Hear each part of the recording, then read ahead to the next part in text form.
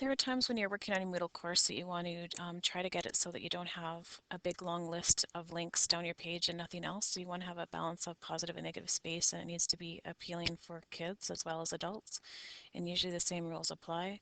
Even as adults, we skim over text, so it needs to be minimal text that might take you to bigger documents or other items, but the text itself on the page should be very minimal and brief. So one strategy that you may want to use is a book. So I'm just going to show you what a book looks like, and I have one that I started down here. So right here it says, please access the book below to view multimedia sources for tutorials on the following topics.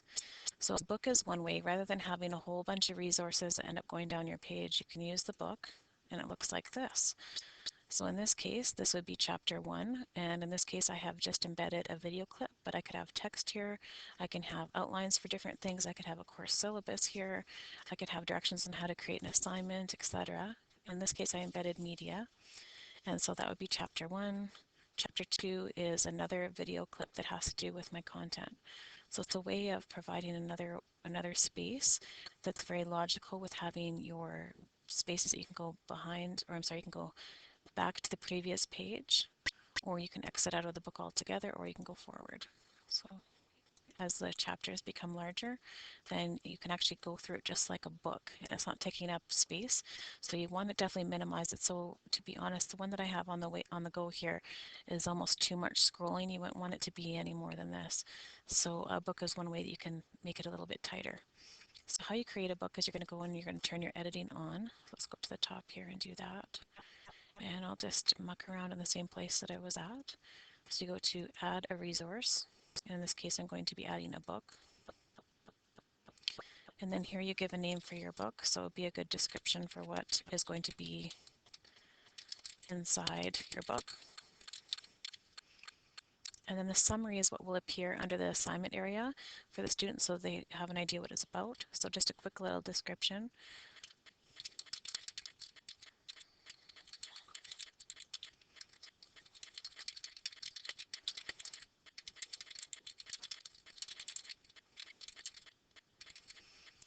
Okay, chapter numbering, you can decide, in the example I showed you, it had numbers. You can have it bullets or it can be indented, so you can do it however you wish. So in this case, I'm just going to do numbers. And I wouldn't worry too much about these, but if you're ever curious what they are, you can click on the question mark and you can get the different functions that it does. Here under Show Advanced, you can also select that and you can see some of the advanced functions also for the most part. You just go save and return to course. I'm going to scroll down to the bottom where I created that, and you'll see my little description, and it's not indented, so I'm just going to indent that. I'm going to move it to the right just like the one above it. And in this case, what I do is, in order to set it up, is I click on that actual book, and now I have to create a chapter title. So in that first one I had a video clip, I would say, video clip. Well, you could even say that this is maybe Unit 1. So maybe these are assignments at a glance that you want students to do. So here's their Unit 1 topics. So maybe it's your course outline. Here you could actually post your outline on the page, and again you have all of these things at your fingertips, so you can embed YouTube clips and other things with HTML course sources. So you can have Vokies in here, you can have voice threads put in here, anything that you can embed code, you can toggle that. And I have other videos to show you how to do that if you're not sure. I can add pictures, I can add charts, I can make this just as visually appealing as the rest of my page, but in a book format, and also have text. Then I go Save Changes. And now it looks kind of peculiar because I don't have much in here. Another one, I had a video posted here, and this would just take me right back to it because I only have one chapter. To add another chapter, I just have to click on this little plus sign, add a new chapter. And now this would be my chapter 2. If I want to use sub-chapters, I can do that also. And instead of this being a brand new chapter, this would then become a sub-chapter of the first one. So I'm just going to call this one second chapter. And in this case, I'll just throw a picture in here really quickly. So I'll go to media file here. I'll stick just a random picture in there. And then go OK. And again, I'm going to want to enlarge my editor because it's really tiny.